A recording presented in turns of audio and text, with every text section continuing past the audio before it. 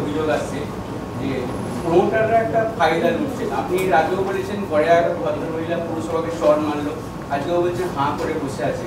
এবং আমরাও দেখছি যে বেআইনি বাড়ির ক্ষেত্রে অনেক ক্ষেত্রে তাকে এখন নতুন করে কোনো বেআইনি বাড়ি হচ্ছে না, এটা ফার্স্ট পেজে হেডিং করে লিখুন যদি আপনার ক্ষমতা থাকে।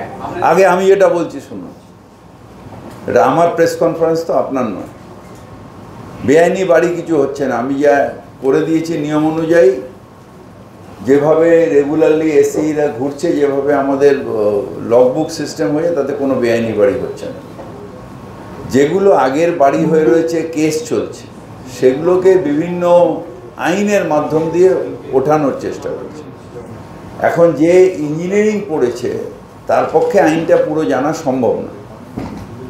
এবার আমরা জনপ্রতিনিধি যেহেতু অনেক দিন ধরে এই কাজটা করছি, আমরা একটা ওয়ে আউট বলতে পারবো। এটা যে র্যান্ডাম হচ্ছে তা না, একটা দুটো জায়গায় হচ্ছে, তাদের কমপ্লেন আসছে এবং সেটা করেছি। আবার এরকমও কমপ্লেন আছে যে কমপ্লেন করে তার কাছে যাওয়া হচ্ছে। আমরা এটাও বিল্ডিং ডিপার্টমেন্টকে বলেছি যে কমপ্লেনের কি উদ্দেশ্য, ব্ল্যাকমেলিং করা না ঝগড়া না, এসব দেখার দরকার নেই।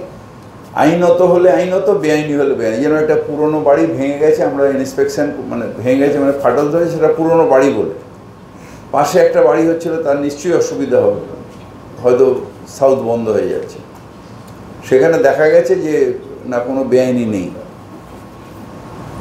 সেখানে চিঠি দিয়ে দেবে যেখানে কোনো বেআইনি পাইনি, আর ওই পাইনিংয়ের জন্য আপনার বাড়ি ফাটেনি। মীরা হাজরার বাড়ি পুরসভা থেকে কমপ্লেন হয়েছিল থানায় জোড়াবাগানে, সেখানে নোটিশ, টকটকের নোটিশ দিয়েছিল।